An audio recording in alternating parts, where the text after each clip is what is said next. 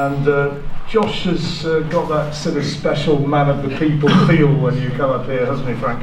Well, he is. He hasn't lost his roots, that's for sure. And every time we come back here, I know how thrilled he is to box in front of his home fans. It's always a pleasure. Between all of us, we've built a great situation up here, haven't we?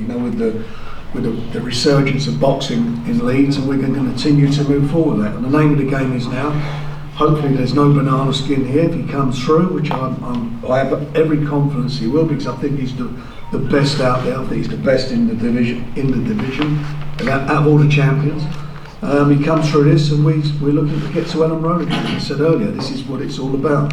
But he's got to focus on this, as I know he will do, and he's fighting the highest available contender in the IBF. They get ranked number 1 and 2, and this guy's the next one leading. Well, Josh, you've got your fans here right now here in Leeds, and many more, I'm sure, watching online. Tell us how you're feeling as you're coming up now towards its third defence of your title. I'm feeling as well as I look, as well as I've dressed. And I tell you what, the shirt's a bit rascal, isn't it? What do you think? Is it yeah or nay? Yeah. What are we saying? Yeah? Yeah, go on. Get away with it. Get away with it. Says you're in your shell suit. You know what, it's been another good camp, and it's easy to say that constantly, building up to the fight. Easier to speak in front of media and say, yeah, everything's gone to plan, but certainly the build-up of the last fight, I think that we took our eye off a few things because we were so concentrated on unification fights after Gallard, just beating Gallard up anyway, putting up with his nonsense, and I think it took our eye off the ball in a few certain areas of training. This time round, all I've done is focus on to coach and to coach only, and not looked beyond that. Yeah, there's talks about fights what could potentially happen. There's talks about going back to Elland Road. There's talks about unification fights, but this time round, all the focus has been on this fight and this fight only, and I've not been looking past this one. And camp as well. Camp's been really, really good. There's been a good vibe. I mean, my training team's amongst here, scattered about, and they'll echo everything I'm saying. There's been a very, very good vibe to training, and 4 days away now, 3 days away, and I get to showcase what we're really about. And certainly after the last fight, I want to come back with a class performance. Selby, Frampton, fights of the years, and the last one, cuddling contest. But we're going to this next one to try to deliver what we know we're capable of doing, and that's an A-class performance. Sean, after the last fight, which I suppose you've got to look at as at best frustrating, how difficult was it to lift Josh up again and say, right, that's happened, move on, go again? I think as just echoing what Josh said there, I think what we did, we became a little bit too familiar back in arena. Another fight maybe took his eye off ball a little bit. But that last fight, I think, even though he's world champion, it was a good learning fight. And what we've done this time is we've prepared in case that ever happens again. We've left no stone unturned. We've got to come back and make a statement. I mean, I believe he's the best featherweight on the planet. You carry those souls in here. All your other featherweights, 3 other world champions, send this fight down. Sofiane took this fight in a breath.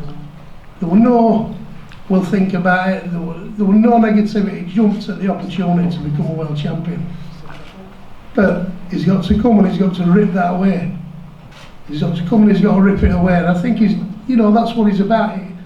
I've seen a little bit of him. There's a lot of things that have gone missing off social media. But I do know about him. We've had a look at him, we've studied him. He's a very, very good fighter. And so anybody who says he's an easy fight, it's completely the opposite to an easy fight. He's got a good knockout percentage, 35 fights, 2 of his 3 losses have been dubious, and he's on a 6-fight unbeaten run. That tells me he's not a bad fighter. We've had to prepare for everything that he's going to bring to the table, and that's what we've done.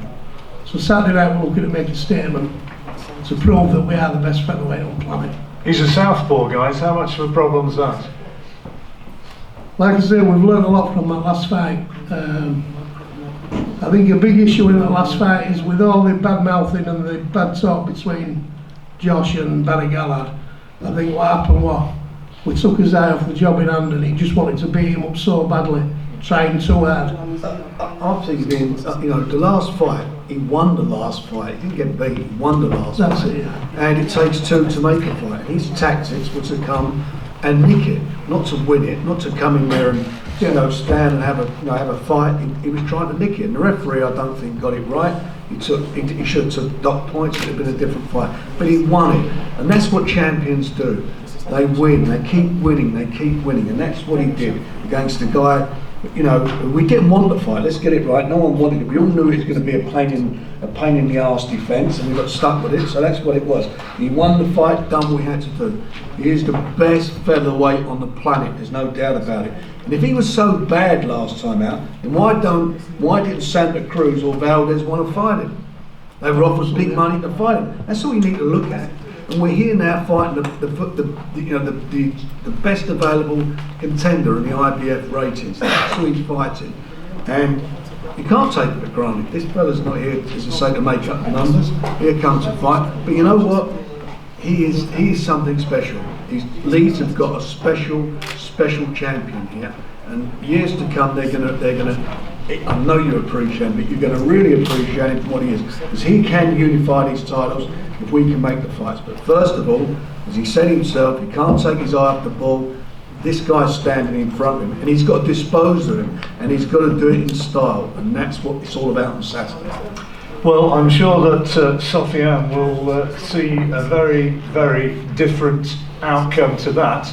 Tell us how you're feeling with the big fight approaching, Sofiane.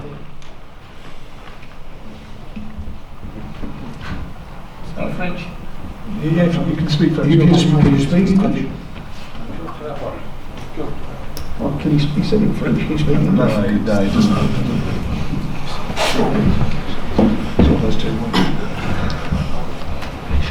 Right, let's go. So how do you feel coming up to the big fight? Tell us about your preparations and how you feel about fighting Josh Warrington. Bataille pour affronter Joshua Warrington. I feel good. I'm good. We practice a lot for this. With the best conditions that I had in hand. And I hope I can show up for a good match. I can do the best of me. How do you rate Josh as a boxer? Comment vous évaluez Joshua en tant que boxeur? C'est un bon champion. Il est un good champion. Évidemment, ça va faire la différence chez lui. I need to make the difference. I need to create an impact Pour être vainqueur. Pour être vainqueur. in order to win. Can you hear this, guys? No. Right. Let's Can you get the shout? microphone. Can move up. That's what I was doing. Boxers talk to the one on the table, interpreters talk to that one. Talk to the one in your hand. Hold it to your mouth. Can you hear now? Yeah. Let's go. Right, so what would it mean to you to win the title? How would it change your life? Si vous gagnez cette bataille, comment ça va changer votre vie? It will change everything.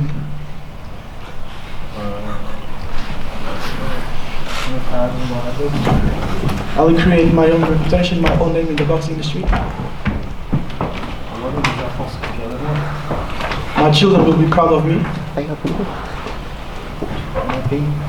And my country, of course. Sofiane, how do you beat Josh Warrington where all those in the past have failed? How do you beat him? Comment pensez-vous que vous pouvez battre Joshua alors que les autres combattants ils n'ont pas réussi à faire? I know it.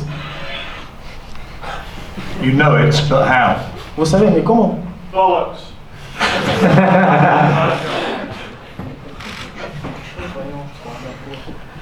I believe in myself.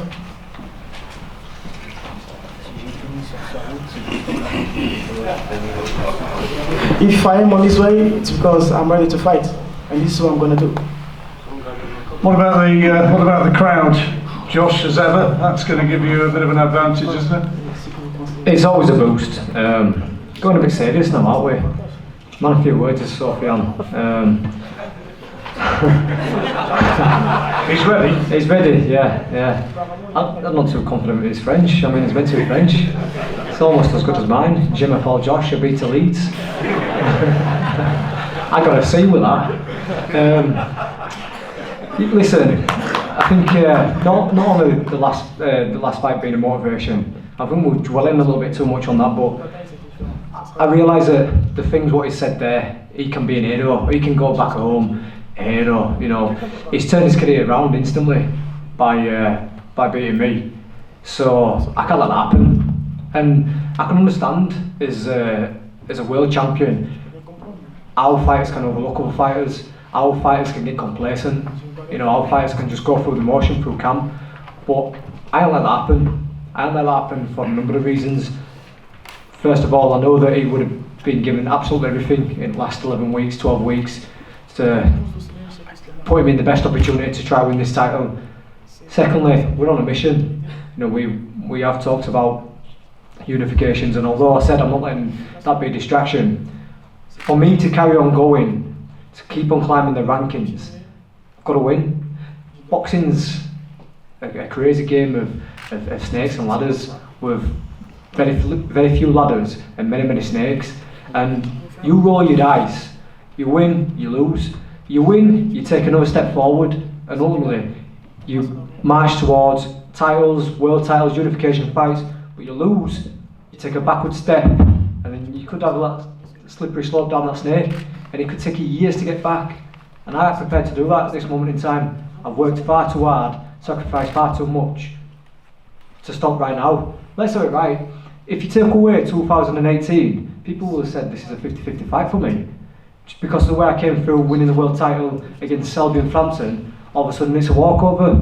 But my mentality won't let it be that I'm just walking in there and it's an instant win, because I know and I've experienced enough. There's a man in opposite corner, he's got two arms and he's going to try and hurt me. And I've got to keep on that title by training hard, sacrifice and turning up on the night. And not only do I want to just win, I mean, first and foremost, winning is the most important, getting that W, but if I'm sending a message out to the rest of the division and to make myself as a solid world champion, then I beat him in style. Thank you very much, Josh. Well, final words, Frank. I mean, listening to Josh and hearing him speaking to his public, he's still very much the man of the people, isn't he? I mean, he leads through and through, and he has an ability to connect with the public, and that makes him special, or one of the things that makes him very special. That's right, it's because he's not left his roots, his feet are on the floor, and he's not become big-headed about anything, as I've seen happen with so many champions. He's a man of the people, he's a great guy to be around, and most importantly, he's a great boxer. He's a great fighter, and he can go on to be one of the best fighters of his generation. We'll do photographs for you, head-to-heads, once we've cleared the table, and anybody who wants interviews as well, all the guys will be available for that. But in the meantime, are there any questions from the floor for the lads who are here? Any questions? If so, fire them up. Yeah, I've got one from there. Yeah. It's mainly to Frank Warren. If this fight goes according to plan and Josh wins, we're always on about these options, but nobody seems to want to fight him, is it? Well, as we just said, two of them just went up in weight, didn't they? They went up to do it, but somebody replaced them. Or, who knows, if Josh comes through this fight, as we hope he will, maybe he moves up. We'll make them happen. They will happen, these fights. It's up to us to make them happen. We've got to get up past this guy first. Any more? I'll just add to that by saying that you know, you work throughout your career, aiming and striving to be the very best you can. And you get to the top of the tree, you know, world champion, and you would have thought that the other champions would want to put it on the line. You know, sports like UFC have grown very, very popular in recent years because the sea fighters put it on the line. For myself, getting to becoming a world champion, I'm not wanting to string it out as long as possible. You know, I'm in the boxing game to be part of the big nights, the big fights, the big occasions, and make the memories. So, any of the other champions, obviously the two of the belts are vacant now, or any of the big fights, that's all I want to be a part of it. Don't want to be in boxing forever. I just, like I say, I want to be a part of the big occasions, the big nights, the nights where people will talk about them for years to come, the nights like May 19th, the nights like over in Manchester with Carl Frampton. That's what it's about, making the memories. And you know, the fans who've been supporting me from day one, you know, they get to enjoy that as well. And we've got to deliver it. I don't know whether you would be aware of this. I don't know whether you've all picked it up, but that fight, Carl against Frampton, was named by the British Boxing Board of Control as their fight of the year. I mean, we said at the time that it was something very, very special. And it's nice that that's been recognised. It's about time as well. You know, it was. And I thought he was fighter of the year as well. And people sound biased. If it's fight of the year, then he's got to be fighter of the year. That's how it is. And he's been tremendous. He's been a tremendous competitor and fought at the highest level. Mandatories and two quality names. Top fighters in Carl Frampton and Lee Selby, and won the fights and won them well. Right, any more questions from the floor? Yeah, I've got one over here. Yeah, go on. So there's not a lot of footage of Sofiane Takouche online. If you do a YouTube search, it just comes up with Josh talking about him. So how difficult has it been to prepare for someone like that? What we've done, or what I've done to be honest with you, is I've gone back into amateurs. There's quite a lot in amateurs there. I've also looked at fighters that he's trainer. Fighters that he's fought, there's not a great deal on there now, they kind of all disappeared. But I've looked more at his trainer and looked at his training methods and where he goes about things. That's given me a pretty good idea of how they're going to approach this fight on Saturday. When I say we've left no stone unturned, then I genuinely mean that.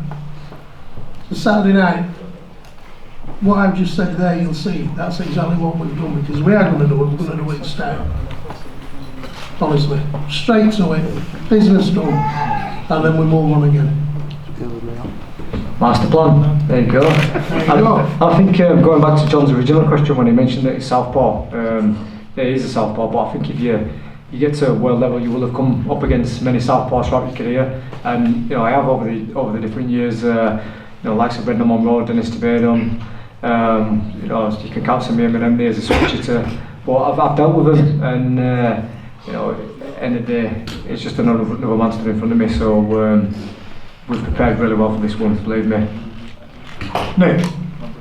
I was just going to say that I'm not doing Nick. I know, it's got to be said. Mark and Rita. You've got 10 minutes. I was just about to give you credit actually. Listen, at the end of the day, forget about the joking and the joviality. I'd like to say, Sean O'Hagan, well done mate, you should have been the trainer of the year, because for what you've done for Josh Warrington, I've got to say 100%. Yeah.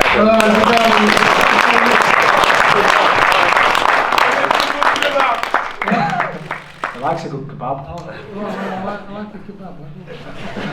Thank you for that, Nicky. You've just got your set of eyes there. You told me to say it. Must tell that. Right, anybody else? Yep, no, all done? Let's go to it. Right, photographs then. Thank you very much everybody for coming down, and make sure you're there on Saturday night. There's still a few tickets available. For all boxing, info, news and latest interviews, amateur and pro, across the north, click and subscribe. VIP Boxing Promotions. Also, Twitter, Instagram and Facebook.